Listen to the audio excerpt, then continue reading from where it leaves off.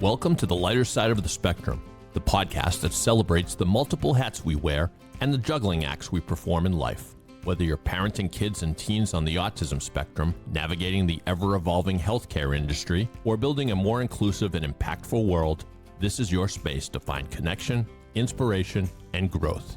Together, we'll share stories, tackle challenges, and explore how innovation and inclusion create better outcomes for everyone. Because no matter the spectrum, there's always a lighter side. Now here's your host, David Kaufer. Hello again, everybody, and welcome back to the lighter side of the spectrum. I'm your host, Dave Kaufer, and today we have a really special show. It's going to be a little bit different than what we typically do. We're going to be talking about autism, communication, spelling to communicate, but what we're going to be talking about the most is civil rights and how the population of non-speakers have consistently and for a long time had their civil rights violated in a number of ways. And we're going to be talking specifically about something we've talked about in this podcast before, the message passing test. I'll get to that again, the definition, and we'll dive in, but I wanted to first bring in my producer, friend, colleague, also happens to be an attorney and autism advocate, Dave Yas. Hello, David. Nice to be here. Yes. Yeah. Still have that law degree sitting right here on the desk. So we'll see if it comes in handy today. Well, I'm sure it will. If nothing else, it's going to give us a great perspective, again, for someone who has sat in kind of different seats from this perspective, right? I mean, again, you didn't practice special ed law. You were talking about ahead of time, but you've studied law. You had to study constitutional law, which we'll get into. Oh yeah, I was the publisher of Massachusetts Lawyers Weekly for 15 years and often talked on television about the law. So I knew a thing or two, but maybe more to the point, sat alongside a lawyer who was representing my son in IEP meetings. And but today is a new wrinkle that this is the kind of thing that the more you think about it, the more, frankly, you get a little enraged that something's rotten here. And exactly. Let's get into that. Yeah. Yeah. It's funny you mentioned that because that's where I started, Dave, right? Is when I first discovered this message passing test and ASHA's opposition to spelling to communicate, RPM, rapid prompting method. These types of, we call them motor assisted communication, spelling based, there's however you want to categorize it. But something smelled rotten. Like I just couldn't believe it. And I want to get into some of the language also that ASHA uses in their opposition, because I think it ties directly to the point that we're making here, that we're talking about some serious civil rights violations. I think it's something that the more people realize is serious. It's not just unfair or, gee, that kind of stinks sort of thing, but no, these are like basic rights that we all value and should be fighting for. Yeah. Yeah. Then that's it. There's a lot at stake because there are many legal challenges where a lawyer will make the impassioned argument that, my client's voice is being silenced. In this case, the client's voice may literally be being silenced. That's the audacity of what's going on here. Yeah. So up front, let's talk about what is the message passing test, for those who may not be familiar with it. And what it is again, it's a test or assessment that ASHA promotes among its members and other kind of aligned members who are trying to fight against the use of S2C.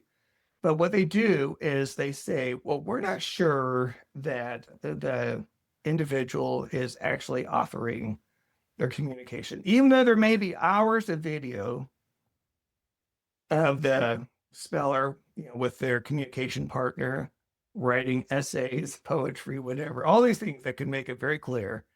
They don't accept that. They say, no, what we want to do is we want to put them in this artificial test.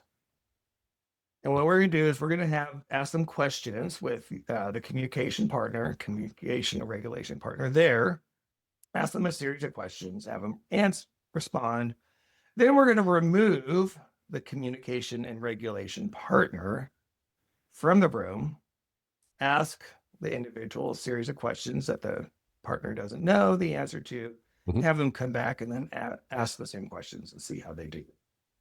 That's basically it. And there's other variations. They'll kind of they'll try to divide, have maybe one partner sit on one side of like artificial wall, and one person's looking at one picture and one's looking at the other, but you don't know that, right? So there's a lot of deception built into this so-called test in the first place. And they claim, again, it's supposed to be to test authorship, is what they claim. But it's really set up to fail. Like, I mean, what they're really trying to do is show that, they're trying to get proof that there's not authorship. Yeah, and you said it's almost like there's deception involved, which is right away you wonder, well, no, wait a minute. Are there like good guys and bad guys here? Or is it a school trying to educate a person and just trying to figure out how they communicate? Because it should be the latter, but it turns into this thing where I'm reminded of the film, wasn't very good, but Green Card with Gerald Depardieu, and he was getting married to, was it Andy McDowell, I guess? Oh, whoever it was. I think so. Yeah, I think so. So he was trying to get his citizenship in the U.S., and so he and Andy McDowell concocted this plan to essentially pretend they were a married couple. And then, of course, in the end, they fall in love. But that's not the point. The point is, when they went to do the citizenship test, they wanted to separate her from him so that they could make sure that they were in a true relationship without cues from the other person. But that was a case where you legitimately had a framework where someone might be trying to, get citizenship based on a phony marriage. Well, how is that? It feels like that's what's going on here. And yet, why? What would be the motivation for you to try to, just to get someone a child, their educational services, to pull the wool over their eyes? I still don't, that baffles me. And we've talked about it on the show before.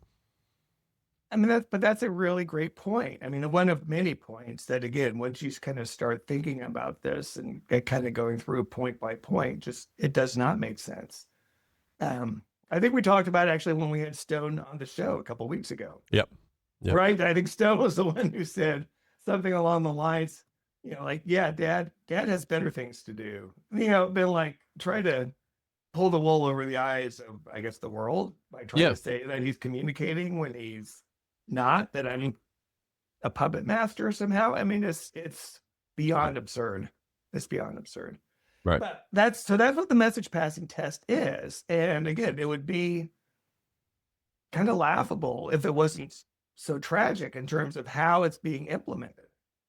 So they actually have been allowing this to determine services, as you said, in schools, but also in courts, Dave, that they have that. There have been cases where, the defense, in certain cases where, again, either services have been provided or worse, sex abuse cases, where they have requested the message passing test to try to prove that, again, that they are capable of communicating. And there's no other population where this is required of. There's no one else that you say, hey, prove that it's actually them communicating. We don't do that with the hard of hearing. We don't say that, prove that you're really deaf, or we're not going to provide ASL support. There's all these kind of discriminatory aspects to this.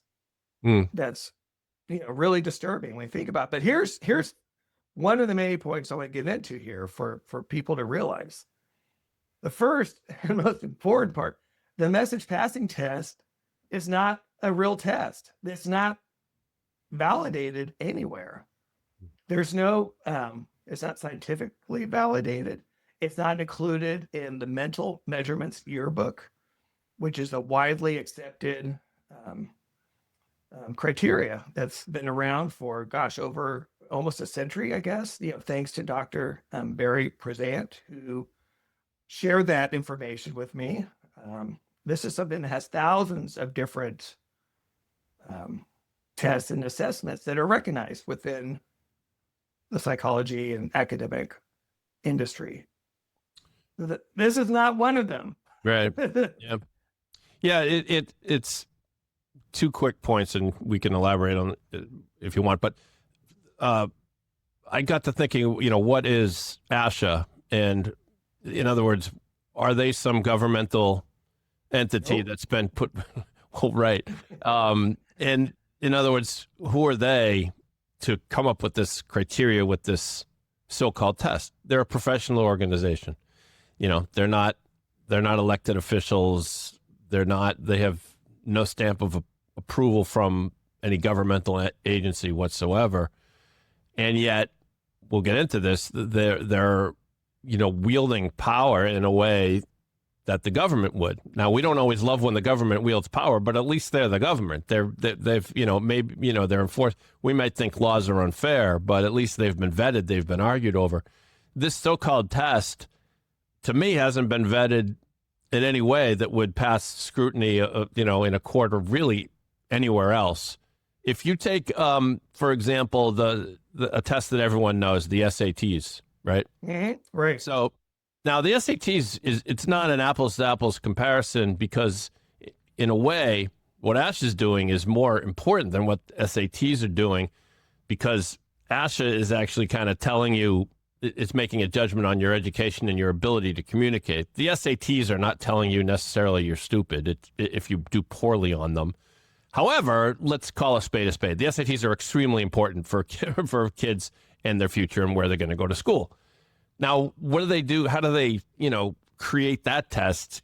Huge samples, published reliability data. They go, up and down, transparent scoring, independent oversight, and a whole bunch of other hoops that need to be jumped through before they create this thing that is called the SAT.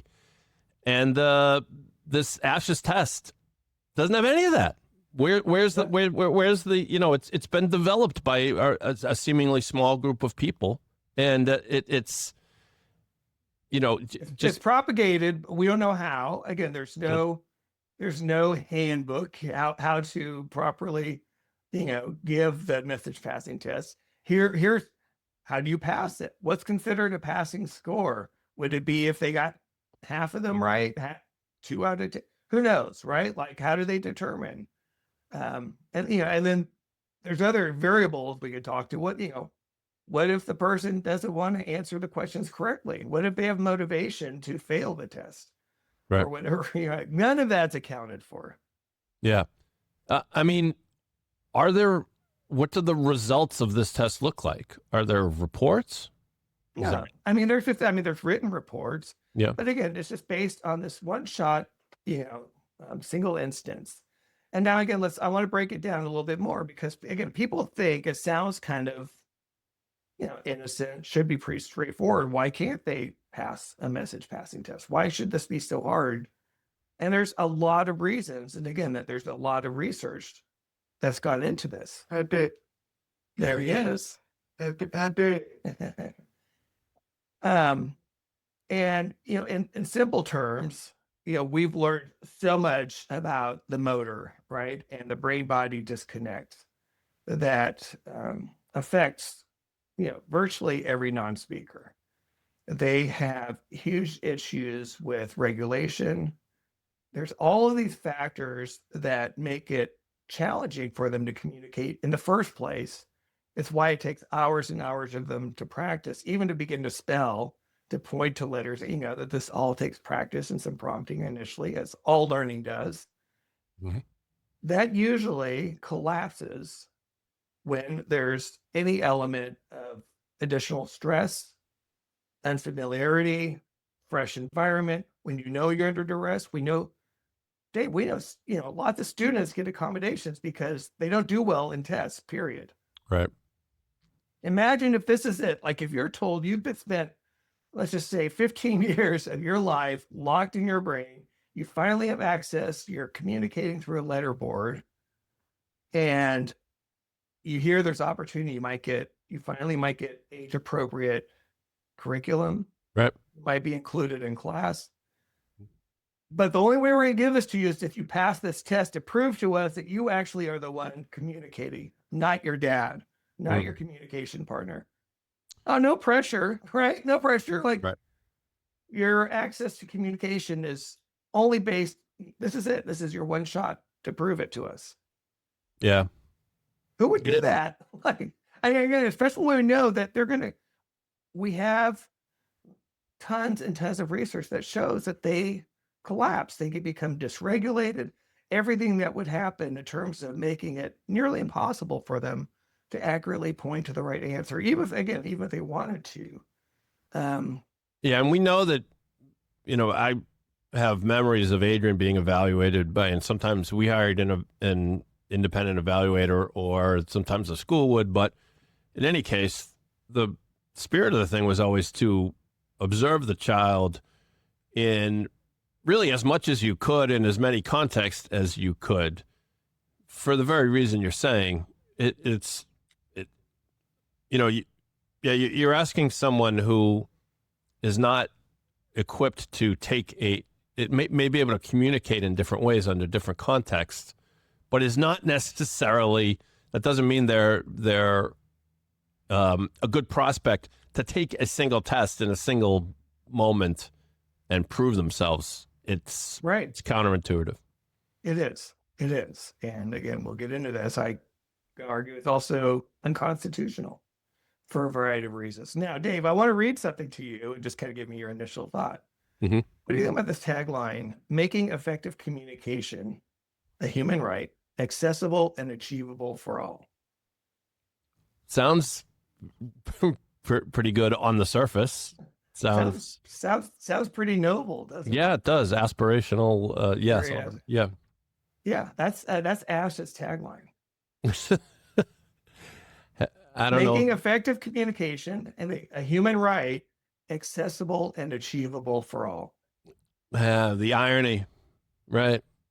It's mind-boggling because they're literally doing the opposite of what their creed says. They're restricting. They're restricting. They're restricting that right instead of pursuing that right. Yeah. Yeah. And they're restricting it, again, using methodology that's not even validated itself. So that, we've talked about as well their positioning statement that they published in 2018. The headline is ASHA warns against rapid prompting method or spelling to communicate. Yeah, that's the headline. And it's prominent on their website. So when people, again, this is typical, learn about spelling to communicate, whether you're an educator, law enforcement, whatever, anyone outside the industry, parent, you Google spelling to communicate. This is one of the things that will come up, of course, because of the way Google works. But they have this positioning statement, and they go in, and now they have why, and they conflate everything together, and I won't get into that. They talk about, because again, there are differences, particularly between facilitated communication, which was kind of the original, and RPM and Flash spelling to communicate, and the spelling methodology. They kind of conflate it all together. They call it all facilitated communication. And so they say, I'm just going to hit some of the top reasons. They say, why does ASHA advise against the use of RPM or S2Z?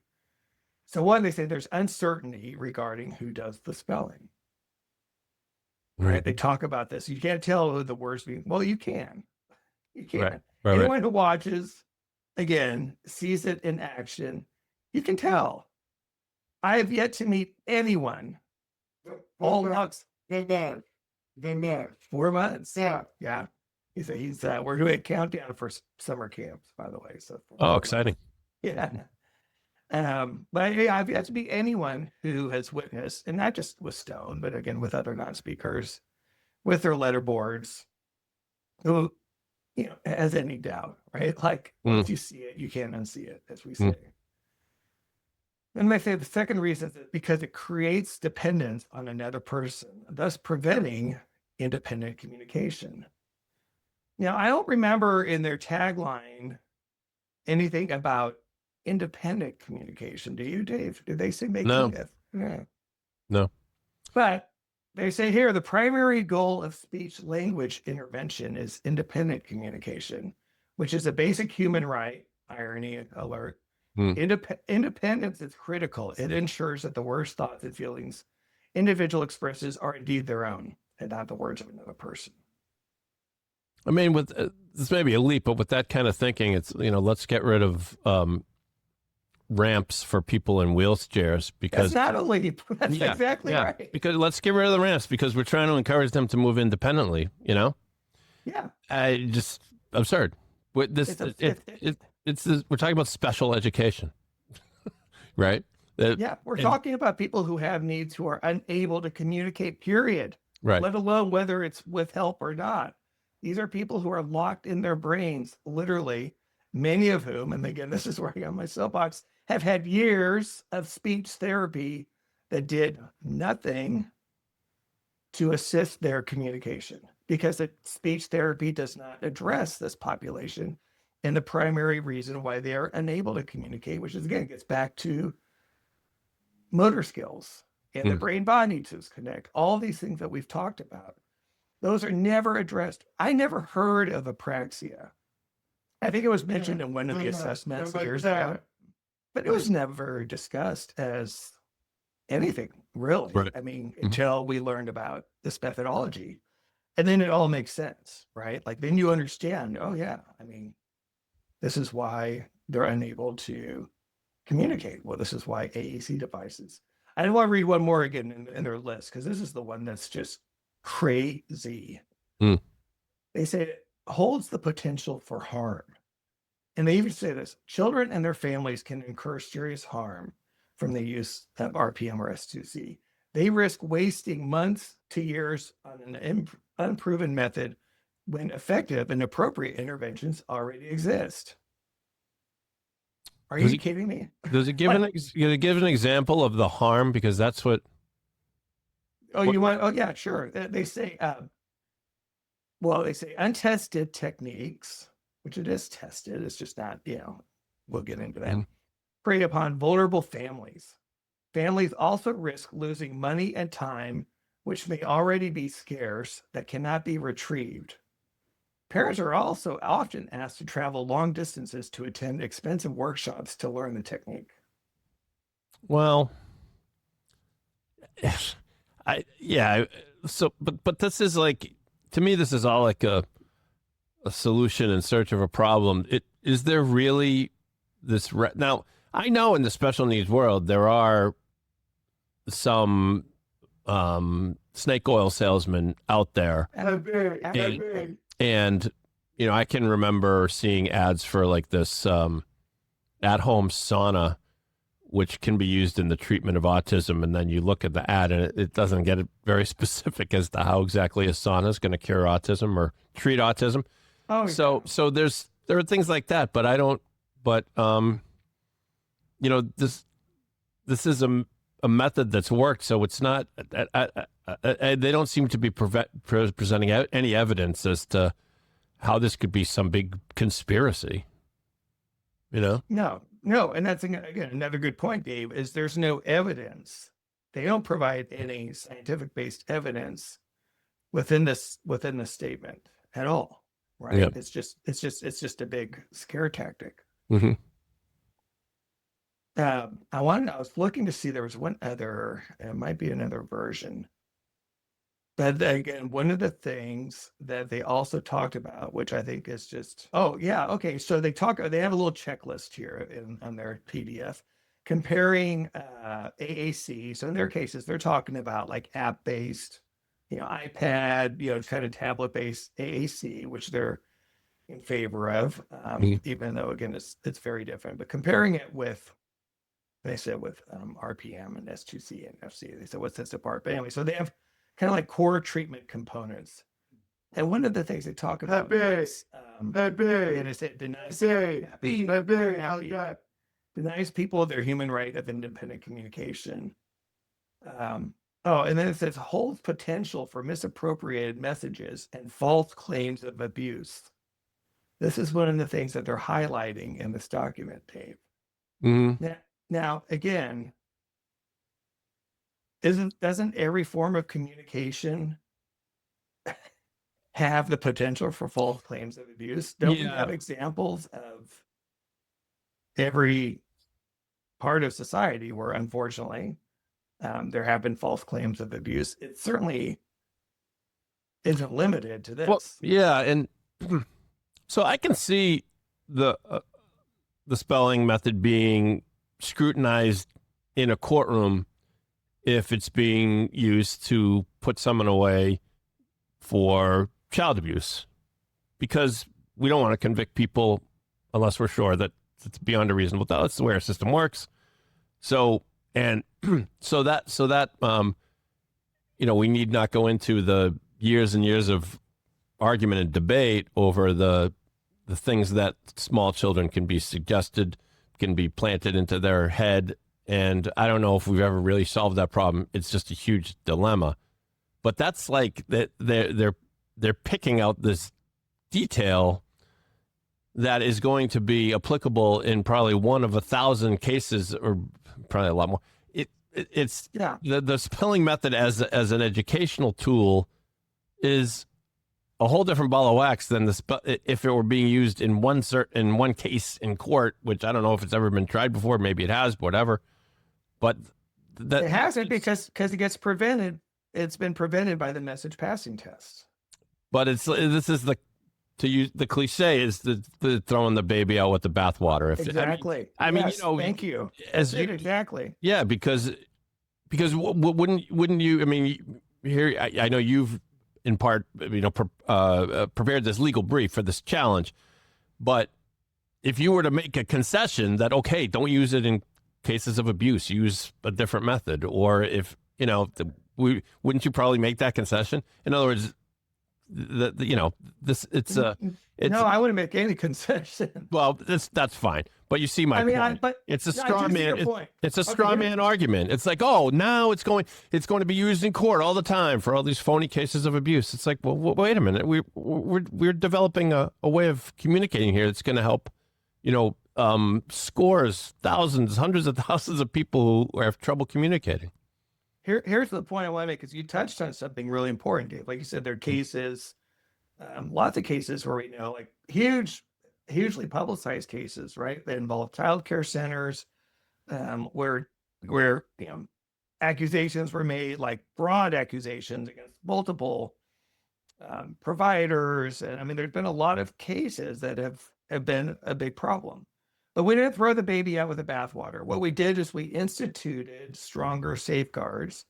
You institute ways to try to prevent from, you don't want an innocent person to go to prison, of course, right?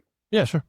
But like in this case, like you're saying, would I concede that? No. What I would say is, let's have, again, if it's a communicator, individual communicator, let's have them communicate. And if it helps, we could use multiple partners with a trained communication regulation partner, practitioners, people that understand the methodology, that can work with them. I think that would help with some of the concerns that people may have. Like, okay, there's something like this single parent, if they're the CRP or whoever, maybe influencing them. That's one way I think that you could get around that. Not get around it, but just address it head on, right? Is if the person provides a consistent information via different CRPs, I mean, that should be it. That's like, in the same way, again, that anyone being interviewed by different people being different interviewees, interviewers, if they're giving consistent stories to the same person, you'd be like, all right, this is checking out so far. I don't see the difference. Yeah. Yeah, no, totally with you. Yeah, have enhanced safeguards in cases of court testimony. But don't block it completely. Right. So the other point I want to make here is that basically by saying this, they're kind of like giving a blank check to those who want to abuse the system. Because, and this is the part, again, obviously is very passionate. I have a, non-speaking son. This is the most vulnerable of the vulnerable population. You're talking about, again, a group that is unable to communicate in a reliable way. Who would be a better target? Where is there the bigger threat? Is it for this population to be abused? Or is it for this population to somehow want to falsely accuse whatever people of sexual abuse? I mean, let's have some common sense here. Right. Yeah. And the special needs community are exactly the kind of part of society that the law and we all should be looking for ways to protect, because it's why are minorities protected under the law? Because otherwise the will of the minority could be governed by a majority that doesn't have the same interest they have. So special interests, special needs are the ultimate example of that. Yeah, absolutely. So, let's get into some of the kind of constitutional and civil rights violations that we've, or at least I've uncovered with my legal team. Mm-hmm. And starting with procedural due process, right? Mm-hmm. Do you want to explain again from a legal standpoint? What does that mean? What's for a lay person? Well, it means it's kind of a blanket statement for we're not going to impose any law upon you without allowing all proper channels for you to argue it and for your voice to be properly heard and taken into account. Happy. So when a school district uses like a made up test with no standards, no Right. governing, right? And they use this to deny communication access, that's a due process violation. And the school is an arm of the government. Well, they're acting as one, right? They're acting as one, right? Yeah. Right. I mean, their policies are being accepted by schools, which of course are the government entities, and so yeah, and yeah, that's the whole thing. If you're an actor, if it's state action, then you need these constitutional protections. If you go into a casino and you're doing really well and they throw you out, you can't say, "Oh, that's not fair," because they're a private entity and they can do what they want, as long as they're not doing it for any illegal purpose. But yeah, for this, it's it certainly feels squarely like state action, and like there's almost no due process. There's no appeal process, right? No. Yeah. No. It's like it's one and done. Yep. And then the next area too, and again, this is squarely in a constitutional, is First Amendment rights, freedom of speech, mm-hmm. and having their freedom of speech limited artificially, limited again by this made up test. Yeah, well, the test is quite literally saying we don't recognize your speech because we don't think it's accurate. We don't think it's your real speech, even though you or in your case you as Stone's guardian are saying we want to have his voice heard, and they're saying, well, you can't do it that way. Right. when it's your only way, exactly. When that's your preferred method, you're limiting this constitutional right that they have. And then there's ADA in section 504, mm-hmm. right? Talking about the ADA prohibits using eligibility criteria or testing methods that screens out individuals with disabilities. Mm-hmm. And the very spirit. the very spirit of the ADA is that there are people who need some extra help. They have disabilities. They need extra help. That doesn't mean they get to go into a supermarket and get everything for free. It doesn't mean the rules of society doesn't apply to them. It just means that for schools and other places of public accommodation, you're required to provide reasonable accommodations. So, if I wanted my son to go to a summer camp, and I said, "Oh, by the way, he needs his own pool, so would you please build him his own pool?" Well, that's not a reasonable accommodation. But what happened in real life one year was at first they said they weren't equipped to take him, and we said, well, we're going to provide an aid with him. So can the camp just integrate him into camp activities, with the knowledge that he has someone there with him? Well, that is a reasonable accommodation, and they did accept that. So that's just the general spirit of the ADA. But this is, to me, what they're doing, what ASHA is doing, is classically runs against the spirit of it. You're not asking for a multi-million-dollar device to be put into a school for each student so that they can translate what they're saying. You're asking for a pretty simple way of communicating. Use this method.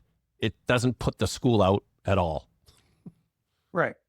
There may be some training involved. Yep.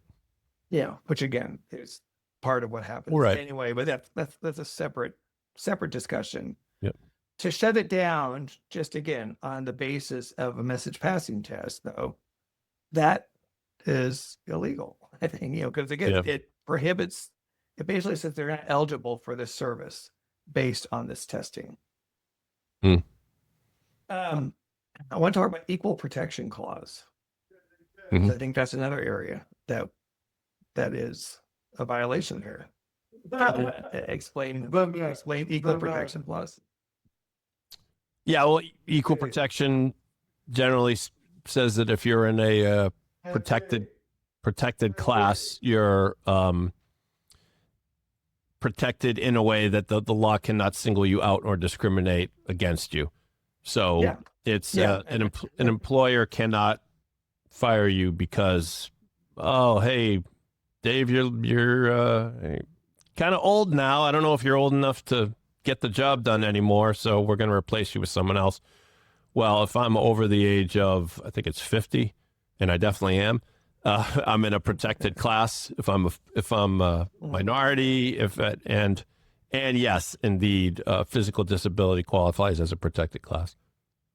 Yeah, and the way I would frame it specifically here too is that there's no other population that's subjected to similar authorship verification, right? Everyone else is taken at their word that they are they are capable of authoring their words, their work, their communication. Right now, non-speaking individuals and non-speaking students is the only class of students that are being required this extra step of verification. They're not given the right to say this is their words. I mean, again, we don't do it for anyone else. Someone else who may have had a stroke and lost their speech, and then uses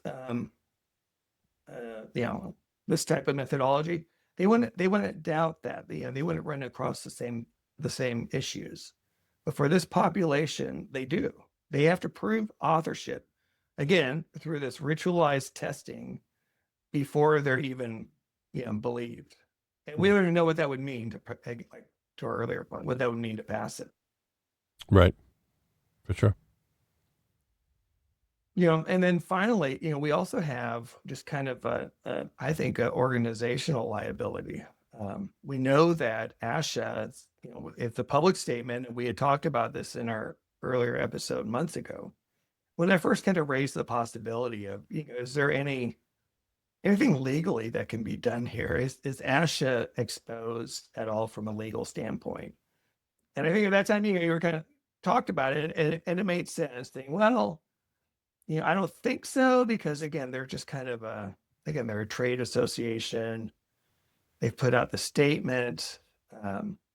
They can claim freedom of speech, right? This is just kind of what Yeah. they think, right? I mean, I think that's Yeah, they can claim they're just they're not a governmental agency, and they're just, doing their best to consult and provide the best, advice and guidance that they can. But we know that that's not the way it's working in practice. That's not exactly. So it's not only do they have this public statement, we know, and they know, that it's being adopted by public schools across the country. We know that there's coordination that goes on between them and districts. Also, here's the other point, Dave, is that every school district has to have, a speech therapist, speech language SLP, right? Mm-hmm. SLPs, who credentials the SLPs? I don't know that. That's ASHA. ASHA does. Okay. So they get licensed. They're licensed by the state, but they get a special ASHA certification that they have to pay for, and kind of basically say they're going to adhere to the rules. So by default, though, again, you have these cases where you have an SLP in a school.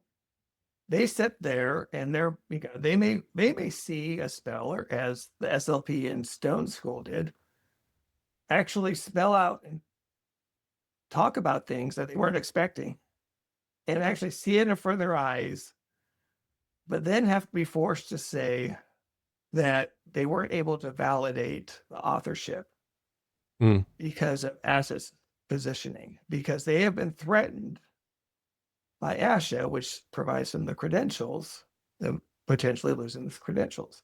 Now, we don't know if that's an empty threat. We don't know if that's something they could or would actually do, but that is a widely perceived concern among SLPs nationwide, as more and more of them are being exposed to this, because again, there's this natural cross-pollination. So many of them have worked with non-speakers, obviously trying to help them speak. They're being introduced to spelling to communicate by parents, by various means, and they're looking at this as individuals saying, wow, yeah, this works, but damn, I can't say anything. I can't say anything publicly. I can't go to a school. I am silenced. And so they're, by proxy, if not directly, you good? Happy. A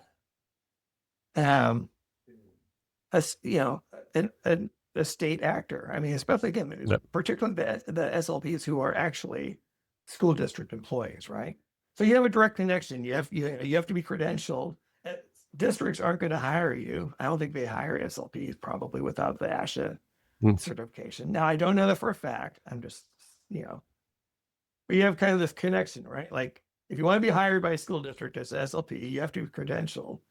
If you want to be credentialed, you have to say you're going to follow ASHA's guidelines. Yeah. If ASHA's guidelines tell you that you are not going to allow the student to utilize this methodology that you see can actually help them communicate, ASHA is actively then participating in the violation of their civil rights. Yeah, it's just a real uncomfortable relationship that ASHA has with, and it's just, it seems like this thing, like ASHA was, I'm sure, was started with the best of intentions, and most of what they do is, well, who knows? But I laugh. I don't mean to, like I said. No, it's okay. I know but they said that it's the type of thing I can see how somewhere along the line they lost their way, and that's like, well, we don't accept this method. This is just not the way it's done. And what if they're wrong? Yeah. Let me interject. The reason I laugh again, because obviously I've gone deep into this area. Yep. Talked to a lot of people connected to ASHA, people who are members of ASHA, like I said, who have the history that I don't have. Like I said, I'm 3 years into this myself, 3.5 years. So it's been fascinating to learn, because like you said at the top of the podcast, something just smelled rotten, right? Yeah. Like, and just like it, but no one's ever really dove in that much, or, or at least maybe they have, but just haven't talked about it and I haven't found it. And here's an interesting thing. Okay. Again, this positioning statement, this came out of a committee that ASHA formed, right? Like, so they called in a committee of whoever. There were people who volunteered for this committee who had hands-on experience working with non-speakers who were denied. They did not include any non-speakers or any, anyone who's autistic or had disability. This is all made up of, to the best of my knowledge, again, credentialed ASHA and related allies. And again, if you look at the statement, I think the intent is pretty clear. I mean, it's not, the language isn't, hey, tread carefully when you explore this. It isn't, hey, make sure you're working with someone who is properly trained. They're shutting it down full on, right? Like, again, using language like dangerous, harmful. I think the intent there is pretty clear. Yep. Yeah. Yeah. It just seems like they've dug their heels in on this, and it's like this Kafka-esque thing where you can say, parents like you can say, well, what if you're wrong? Where do we, there's no place we can appeal to. There's no place we can say, I know what helps my kid, and why don't you see that? Right. And now, so I'll kind of wrap it up with, again, in terms of our personal experience, just so it kind of helps people understand, again, how it works in practical terms. As people know, it's about 3.5 years ago, Stone and I learned the spelling to communicate methodology. It's right at the beginning of the school year, beginning of his junior year.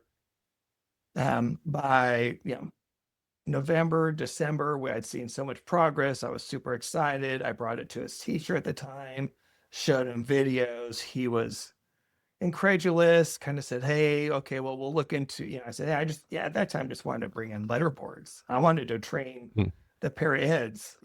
We were willing to pay for training the para-eds. I mean, this is how, over the moon I was. I'm thinking, Dave, I'm like, oh my God, this is, the district, the school is going to be so excited that we finally have a way to unlock all these kids. Because it was, magical. Yeah. It's like, it's like the dream of every parent of someone with autism. Is you want that moment where you can just hear what you haven't been able to hear. Yeah. And see the potential and all of that, right? I mean, really is indescribable. So fast forward, and as again, I alluded to, the district said, no, we're not going to allow it. And they directly referenced the ASHA statement. And in the IEP meeting, it's one of those IEP meetings that had like 20 people in it. I only knew like 3, but they tried to bring the army in to intimidate you. And, I'll never forget it. The vice principal said specifically, we will not allow the use of letterboards in here per ASHA's statement. And I asked the SLP, I said, what do you think? And she said, well, I'm a member of ASHA, and I stand behind their statement as well. And that's when kind of like, okay, it's on. That's kind of when the legal battle really began. And so part of that, again, is he was due for his assessment. So we had to go through his whole IEP assessment. Our attorney told us, like, again, if we want accommodation, whatever that may turn out to be, we have to go through this assessment. So that's when we went through the first assessment. Well, guess who was giving the assessment and the test? The SLP. Yes, hired by right. The woman who said that she didn't believe the Stone had the capability to communicate. So right off the bat, you have that. But we sat down, and I've told this story a lot, but I love to because it's huge. I sat down, and we have this on video. I said, Stone, before we begin, is there anything you want to say? And I'll paraphrase, but he said something along the lines of, my last day at this school was the happiest day of my life. This place is toxic. And I'll back up and say, by this time we'd already pulled him out of school. And I was kind of semi-homeschooling, and we're trying to figure out what the next best option was. But he was begging not to go back to school. He did not want to be back there. And he said, why am I here? I don't want to come back here. Now, again, if a speaking student, if you heard a student say to you, this place is toxic, Yeah. wouldn't you ask why? Like, what makes this place toxic? Why don't you want to be here, Stone? I mean, Yeah. again, I think most, again, if it's a speaking student and they use that kind of language, there would be some type of a follow-up, but there wasn't. Hmm. And fast forward. So again, they did the message passing test, but throughout this evaluation, there were a couple of times when Stone interjected with his own opinion and just kind of said, again, I don't want to be here. He had kind of impulsive hits that happens when he's worked up. You could tell this was very stressful. But the long and short of it, Dave, is so you asked about a report. So they did, that finalized report that, surprise, surprise, they said showed that they couldn't validate the Stone as actually authoring the messages. And again, what they focused on was his low scores on the message passing test. Now they didn't talk at all about any of his anything else that he talked about. Like again, the unprompted sentences and communication that he shared. They also didn't know that as soon as I got home with Stone that day from the evaluation, I asked him, I said, do you know what just happened? He said, yeah, they gave me a message passing test. I said, yeah, how do you think you did? He said, yeah, I think I did great. He said, I intentionally failed it. I said, yeah, why? He's like, because I don't want to go back to school there. Well, that's right, which is brilliant. Yeah. I mean, like he's like, I don't want to go to school here. So why would I do anything that could potentially help that, facilitate that from happening? I'm just going to tank it and he was ready to cut bait and move on. And this gets, like I said, I talked about it a little earlier. That's part of this whole, testing thing that they don't account for. There may be very good reasons why someone taking the test in the first place may not want to pass it. Right. They may not want to go back to an environment that they feel was toxic, which is pretty strong word. Yep. Yeah. Again, yeah. It's just I'm laughing because I see the wheels turning, Dave. Yeah. No. Just I don't know what more to do but shake my head. Yeah. That's it's Kafkaesque. It's how you're yelling into the void and saying, how come you don't see what's so obvious? Yeah. That's what's so frustrating. Yeah. So I think the takeaway for those who are listening who care, again, we have developed a legal brief specifically around the the message passing test, that we feel will help you, recognize, again, all of this information is legit. I mean, like, this is not a real test. Call it out. Like, again, this is, we have the power as parents, as allies, as advocates to push back on these assumptions. Yeah, I just want to make one last point. Again, one of the things, again, they try to use their position, ASHA and some of these others who are very vocal, very visible, anti-spelling methodology. These are these paid expert witnesses. And they love to throw around the term that, the message passing test is the gold standard. They're saying this is the gold standard. And I'll just say flat out, that is bullshit, because there's nothing that's the gold standard about it. There's no formal validation. There's no peer-reviewed acceptance. There's no standardization. And as we talked about before, no recognition by authoritative indexes. Yeah, it's not the gold standard just because you say it is. That's exactly right. And I think for years, Dave, you're nailing these points. I think that's what's happened here for so long, for so many years. They've been able to get away with this narrative or multiple narratives simply because they've said it. And just because it's there. It's not scientifically reviewed. Again, nothing in their position statement scientifically, but they just have it out there. We're just going to call it this. And that's good enough. And you know what? It has been. unfortunately, it has been for school districts, for courts, but that is going to change. That is changing, I should say. That's changing on a lot of different fronts. Mhm. So again, if you're interested in getting a copy of this legal brief, I'd be happy to send it to you. My email is david.kaufer@hay.com. And, I encourage you to share this episode. Of course, we always appreciate it when you share any episode. But if you have anyone who's involved, a non-speaker, someone who's involved in this, who's fighting these battles, share this. This is, again, an important fight. We're just at the forefront of it, but we're making headway, and we're going to make some significant headway in the months and years to come.